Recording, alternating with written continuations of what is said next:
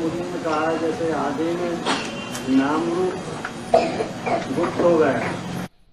బాబా ఎలాగైతే మురళీలోని అన్నారు, ఆదిలో ఏ విధంగా అయితే నామరూపాలు గుప్తమైపోయాయో जैसे अंत में हो जाना है।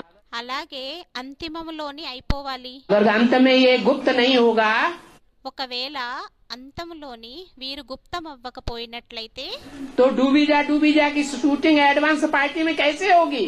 అప్పుడు ముంచేటటువంటి షూటింగ్ అనేది అడ్వాన్స్ పార్టీలోని ఎలా అవుతుంది?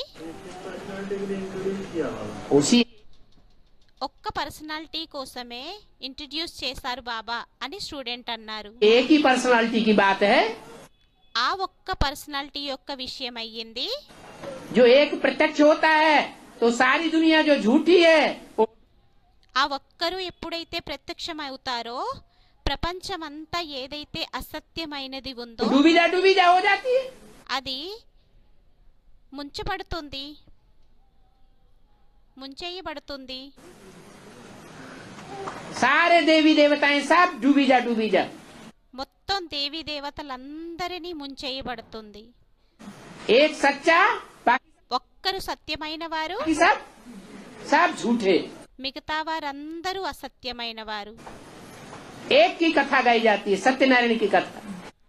ఒక్కరిది కథ అనేది గాయనం చేయబడుతుంది, సత్యనారాయణుడిది.